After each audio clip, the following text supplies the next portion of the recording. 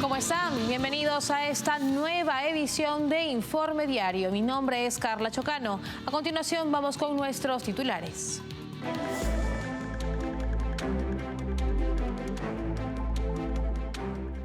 La ONU emitió un informe que acusa al régimen de Nicolás Maduro de llevar a cabo una represión sistemática contra la oposición tras las elecciones fraudulentas del 28 de julio en Venezuela. En Colombia, 2 soldados murieron y al menos 25 resultaron heridos en un ataque terrorista del ELN dirigido contra una base militar. Estados Unidos expresó nuevamente su preocupación sobre la reciente reforma judicial en México, que establece la elección popular de todos los jueces, incluidos los de la Suprema Corte. En Líbano, una segunda oleada de explosiones ha sacudido los bastiones del grupo terrorista Hezbollah en el país del Medio Oriente. Según las autoridades, estos nuevos ataques han causado la muerte de 14 personas e hirieron a más de 400. Empezamos con el desarrollo de la información contándoles que la Misión Internacional Independiente de Determinación de los Hechos de la ONU ha emitido un informe que acusa al régimen de Nicolás Maduro de llevar a cabo una represión sistemática en Venezuela, calificando estas acciones como crímenes de lesa humanidad. El documento detalla detenciones arbitrarias, torturas y persecuciones políticas como parte de un plan coordinado para silenciar a la oposición, socavando las libertades fundamentales en el país. La Misión Internacional Independiente de Determinación de los Hechos de las Naciones Unidas emitió un duro informe contra la dictadura venezolana. El documento expone de manera contundente la represión sistemática y generalizada del régimen de Nicolás Maduro en Venezuela, catalogándola como parte de un plan continuo y coordinado para silenciar y desmantelar cualquier forma de oposición política. Según el informe, estas violaciones constituyen crímenes de lesa humanidad, especialmente el de persecución por motivaciones políticas. Marta Baliñas, presidenta de la misión, destacó que el régimen chavista ha intensificado su aparato represivo, atacando duramente los derechos fundamentales en respuesta a críticas, disidencias y lo que el régimen percibe como amenazas. El informe abarca los eventos ocurridos entre septiembre del 2023 y agosto del 2024, en el contexto de las elecciones fraudulentas que consolidaron a Nicolás Maduro en el poder. La represión documentada incluye más de 120 detenciones durante la campaña electoral de la líder opositora María Corina Machado y el candidato Edmundo González Urrutia. Tras los comicios, más de 2.000 personas fueron arrestadas en la primera semana de protestas, incluyendo niños y personas con discapacidades, acusados de terrorismo e incitación al odio. El informe revela que las garantías judiciales han sido anuladas, con un sistema de justicia subordinado a los intereses del régimen. La represión se caracteriza por detenciones arbitrarias, torturas y un clima de temor generalizado que han reducido el espacio cívico en Venezuela. Además, se ha intensificado el acoso y la criminalización de ONGs, periodistas y otros actores de la sociedad civil, según denuncia la misión. Este informe de la ONU subraya la gravedad de la situación en Venezuela, con un régimen que utiliza la represión como herramienta clave para mantenerse en el poder.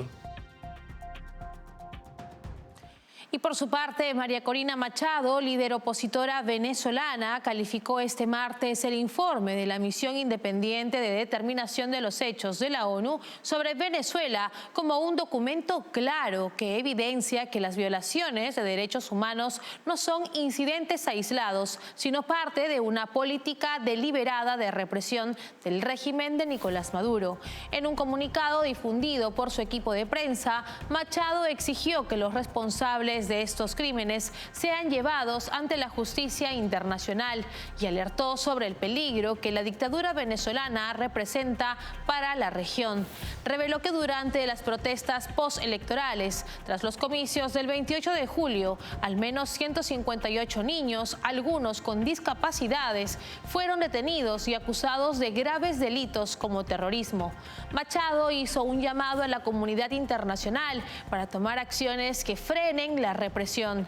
Asimismo, destacó las conclusiones de la misión, que documentó detenciones sin órdenes judiciales, torturas y desapariciones forzadas tras las elecciones que la oposición considera fraudulentas. La líder opositora insistió en que Edmundo González Urrutia fue el verdadero ganador, basándose en el 83.5% de las actas electorales publicadas por la PUT. Por último, valoró el trabajo de la misión de la ONU creada en el 2019 y subrayó la importancia de su renovación para seguir documentando los crímenes del régimen. No podemos permitir que el sufrimiento de los venezolanos quede en el olvido o en la impunidad, concluyó. Y durante su presentación en el Europarlamento para exigir el reconocimiento de Edmundo González como presidente electo de Venezuela, el eurodiputado español Esteban González Pons aseguró que huyen más personas del régimen de Nicolás Maduro que de las guerras en Siria y Rusia. Además, González Pons destacó que Edmundo González y la libertad ganaron en las elecciones en Venezuela. Según Naciones Unidas, casi 8 millones de venezolanos han tenido que abandonar su país. Más que sirios o ucranianos desplazados. Huyen más personas del régimen de Maduro que de la guerra, pero aquí algunos no se atreven a reconocer que se trata de una dictadura. Solo por ser miembro de este Parlamento, yo he sido detenido, incomunicado y expulsado 2 veces de Venezuela, un país al que los europeos podemos entrar sin visado, pero aquí algunos creen que no es una dictadura. En Venezuela, por hacer política, por decir lo que piensas, por hablar sin miedo o simplemente por pedir pan, te asesinan o desapareces, te encierran y te torturan. Exactamente lo que sucede en las dictaduras. Yo sentiría vergüenza de mí mismo si no tuviera valor, dignidad o independencia para decir desde esta tribuna lo que resulta una obviedad. Maduro es un dictador. Como sentiré vergüenza si no somos capaces de anteponer lo moral a lo partidista, lo decente a lo utilitario, lo que es verdad a lo que es mentira. Si no declaramos lo que nuestros ojos han visto, que Edmundo González y la libertad ganaron las elecciones en Venezuela. ¿Desde cuándo la verdad y la mentira dependen de nuestra conveniencia? ¿Por qué vamos a preferir ser comprensivos y negociadores con el torturador antes que devolver la humanidad a sus víctimas? La altura de los principios morales no solo se proclama en los discursos, también se demuestra con el voto. Y el pueblo venezolano necesita que no le fallemos, necesita que el próximo viernes votemos a su favor. Con palabras de María Corina Machado, la lucha por la libertad es hasta el final. Desde la Segunda Guerra Mundial nosotros lo sabemos, aunque algunos aquí lo hayan olvidado. Y por su parte, el ganador de las elecciones en Venezuela, Edmundo González, denunció que el régimen de Nicolás Maduro lo coaccionó para que firmara un documento para poder salir del país sudamericano. González agregó que como presidente electo de millones y millones de venezolanos que votaron por un cambio, la democracia y la paz, no los van a callar y que jamás los traicionará. Escuchemos. Compatriotas, me dirijo a ustedes para informarles toda la verdad de lo que ocurrió con mi salida de Venezuela. El régimen pretende que todos los venezolanos perdamos la esperanza. El mundo entero sabe que siempre recurren al juego sucio, el chantaje y la manipulación. Estando en la residencia del embajador de España, el presidente de la Asamblea Nacional, Jorge Rodríguez, y la vicepresidenta de la República, Delcy Rodríguez, se presentaron con un documento que tendría que refrendar para permitir mi salida del país. En otras palabras, o firmaba o me atenía a las consecuencias. Hubo horas muy tensas de coacción, chantaje y presiones.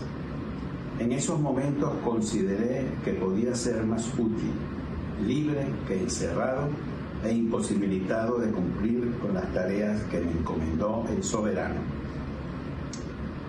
Un documento producido bajo coacción está viciado de nulidad absoluta por un vicio grave en el consentimiento. Como presidente electo de millones y millones de venezolanos que votaron por un cambio, la democracia y la paz, no me van a callar. Jamás los voy a traicionar. Esto lo saben todas y cada una de las personas con las que he hablado hasta hoy. La comunidad internacional continúa incrementando su respaldo a la voluntad soberana del pueblo venezolano. Lo que deberían estar divulgando son las actas de escrutinio. La verdad es lo que es y está en las actas que ustedes pretenden ocultar. No van a callar un país que ya habló. Millones de venezolanos tienen la voluntad de cambio y yo voy a cumplir con ese mandato. Y ahora nos vamos a Colombia, donde 2 soldados murieron y al menos 25 resultaron heridos en un ataque terrorista dirigido contra la base militar de Puerto Jordán, ubicada en el departamento de Arauca, al este del país sudamericano. La acción ha sido atribuida al Ejército de Liberación Nacional, una guerrilla que ha intensificado sus operaciones tras la ruptura del cese al fuego con el gobierno del presidente de izquierda Gustavo Petro el pasado 3 de agosto. El almirante Francisco Cubides, comandante general de las fuerzas militares, condenó el ataque, subrayando que el uso de artefactos prohibidos por el derecho internacional humanitario no solo pone en peligro a las tropas, sino también a la población civil. Este hecho evidencia una vez más el desprecio del ELN por los acuerdos internacionales y la escalada de violencia que afecta a Colombia. Arauca, departamento fronterizo con Venezuela, se ha convertido en un punto crítico para la guerrilla, que junto a las disidencias de las FARC y diversos grupos de narcotraficantes intensifica sus actividades delictivas. La creciente violencia en la región refleja la falta de avances en las negociaciones de paz, estancadas debido a la intransigencia de grupos armados como el ELN.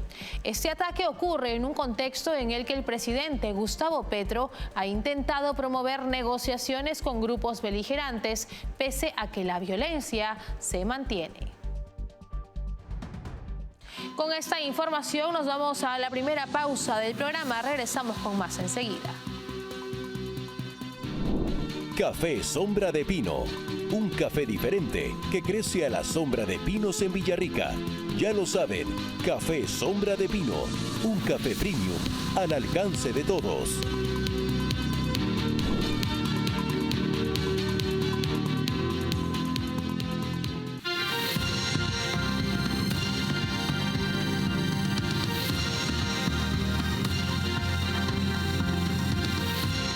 Estamos de regreso en Informe Diario. Les contamos que Estados Unidos ha expresado su preocupación por la reciente reforma judicial en México que establece la elección popular de jueces, incluidos los de la Suprema Corte. Según el Departamento de Estado, esta reforma representa un riesgo para la democracia mexicana y la relación comercial bilateral. Críticos advierten que podría debilitar la independencia judicial, comprometiendo la estabilidad institucional y económica del país, que es el principal socio comercial de Estados Unidos. Estados Unidos ha expresado nuevamente su preocupación sobre la reciente reforma judicial en México que establece la elección popular de todos los jueces, incluidos los de la Suprema Corte. El portavoz del Departamento de Estado, Matthew Miller, reiteró este martes el respaldo a las declaraciones del embajador estadounidense Ken Salazar, quien había calificado la reforma como un riesgo para la democracia mexicana y una amenaza a la relación comercial entre ambos países. La reforma promulgada por el presidente izquierdista mexicano Andrés Manuel López Obrador ha generado una ola de críticas, especialmente por parte de analistas y agencias calificadoras como Moody's. Estas voces advierten que la elección de jueces mediante voto directo podría debilitar el equilibrio de poderes en el país y comprometer la fortaleza institucional de México, afectando su estabilidad económica. Cabe destacar que México es el principal socio comercial de Estados Unidos, con un intercambio de más de 745.000 millones de dólares en el 2023, lo que hace que cualquier cambio que afecte las bases democráticas o económicas tenga repercusiones en ambos lados de la frontera. Aunque el gobierno de Estados Unidos ha optado por mantener el diálogo con México sobre la aplicación de la reforma, el embajador Salazar ya había advertido que podría tener consecuencias en la relación comercial bilateral, amparada por el Tratado de Libre Comercio de América del Norte, conocido como TEMEC. Críticos de la reforma señalan que podría erosionar la independencia judicial, poniendo en riesgo los avances democráticos de México y generando incertidumbre en los sectores económicos y políticos. La reforma está programada para comenzar con elecciones judiciales en el 2025 y el 2027, un proceso que pone en peligro el Estado de Derecho y que aleja al gobierno de Andrés Manuel López Obrador de sus socios comerciales en Occidente. Por otro lado, el gobernador de Florida, Ron DeSantis, expresó su insatisfacción con el manejo del proceso judicial relacionado con el segundo intento de asesinato contra el expresidente Donald Trump, afirmando que este acto merece una cadena perpetua. Durante una conferencia de prensa en Palm Beach, DeSantis criticó la posibilidad de que el acusado solo enfrente cargos menores por armas de fuego, por lo que prometió usar todas las herramientas legales para asegurar justicia. El gobernador advirtió que no aplicar la ley en toda su extensión podría alentar futuros intentos de violencia, en especial durante la campaña presidencial de Donald Trump. DeSantis señaló que Florida está en mejor posición para manejar la investigación con transparencia y severidad, criticando las capacidades de las agencias federales para llevar a cabo una investigación imparcial. Finalmente, señaló la importancia de que la población conozca los detalles del incidente, destacando que el estado de Florida tomará medidas para investigar cómo el agresor logró acercarse tanto a Trump. Este segundo intento de asesinato contra Donald Trump marca un momento sin precedentes en la historia de la democracia estadounidense, elevando la política a niveles de odio y desconfianza que incitan a la violencia. Y una serie de explosiones en el Líbano relacionadas con dispositivos de mensajería en posesión de miembros del grupo terrorista Hezbollah dejó al menos 9 muertos y 2.750 heridos. Este incidente agrava la tensión en la región, marcada por los enfrentamientos entre Hezbollah e Israel. Las autoridades libanesas vienen investigando el origen de los dispositivos que habían sido recientemente introducidos por el grupo terrorista. Al menos 9 personas fallecieron este martes y unas 2.750 resultaron heridas, 200 de ellas de gravedad, tras una serie de explosiones de localizadores de mensajería en manos de miembros del grupo terrorista Hezbollah en diferentes puntos del Líbano. Así lo informó el Ministerio de Salud Pública del país, mientras que fuentes de inteligencia militar y el propio grupo terrorista confirmaron que los dispositivos fueron detonados. Este incidente se produce en un contexto de graves amenazas y ofensivas hacia Israel. Hezbollah, grupo terrorista respaldado por Irán, ha estado enfrentándose casi a diario con las fuerzas israelíes durante los últimos 11 meses, en medio de la guerra entre Israel y los terroristas de Hamas, aliados de Hezbollah en Gaza.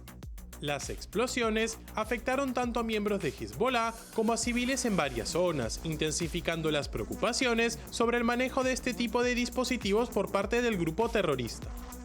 El líder del grupo, Hassan Nasrallah, había advertido previamente sobre los riesgos de portar estos dispositivos, argumentando que Israel podría rastrear los movimientos de sus miembros para llevar a cabo ataques selectivos. Las fuentes de seguridad indicaron que los dispositivos de mensajería eran de última generación y habían sido introducidos por Hezbollah en los últimos meses.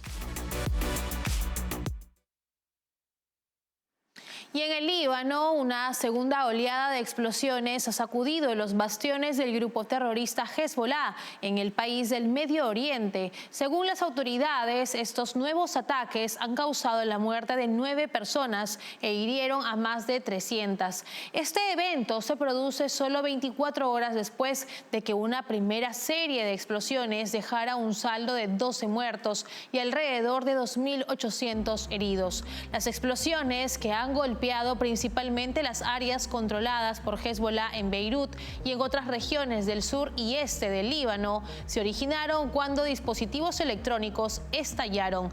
En respuesta a la situación, Israel ha comenzado a desplazar más tropas a su frontera con Líbano como medida de precaución, según un funcionario que habló bajo condición de anonimato. Esta medida refleja la creciente preocupación por la escalada del conflicto y la posibilidad de que la violencia se extienda más allá de las fronteras libanesas. Estos ataques se enmarcan en un contexto de creciente tensión en la región, con Hezbollah y las fuerzas israelíes envueltos en un conflicto casi diario durante los últimos 11 meses. El grupo terrorista, respaldado por Irán, ha estado amenazando a Israel en medio de la guerra en Gaza con Hamás, un aliado cercano de Hezbollah. Con esta información nos separamos por unos instantes, volvemos con más en Informe Diario. Café Sombra de Pino, un café diferente que crece a la sombra de pinos en Villarrica. Ya lo saben, Café Sombra de Pino, un café premium al alcance de todos.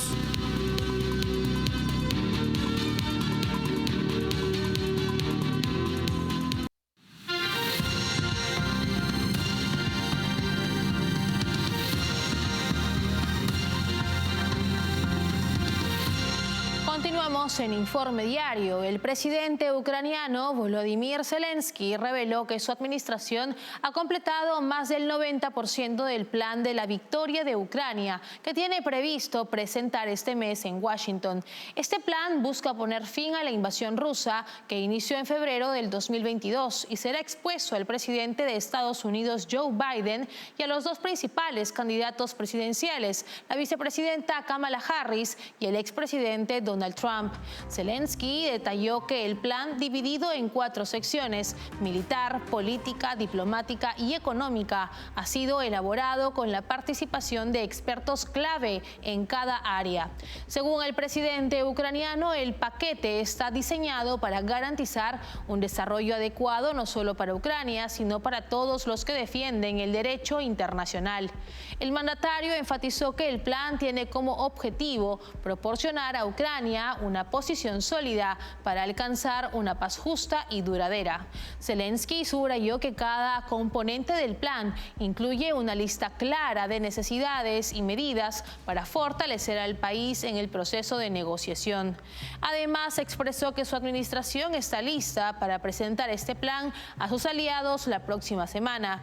Este anuncio coincide con una etapa crítica en el conflicto ucraniano, en un momento en que la comunidad internacional observa de cerca los esfuerzos de Ucrania por encontrar una solución pacífica y eficaz a su crisis. La presentación de este plan de la victoria podría marcar un punto de inflexión en la estrategia de Ucrania en las relaciones con sus aliados clave. Hasta aquí llegamos en esta edición de Informe Diario. Para más novedades, pueden escanear el código QR que aparece en este momento en sus pantallas. Estamos en www.grupotvl.com. Nos pueden seguir en Twitch como TVLESP. Nos escuchan en Spotify como TVL en español. Y recuerden suscribirse a nuestro canal en YouTube, donde nos podrán encontrar como TVL en español. Nos vemos en una próxima edición. Permiso.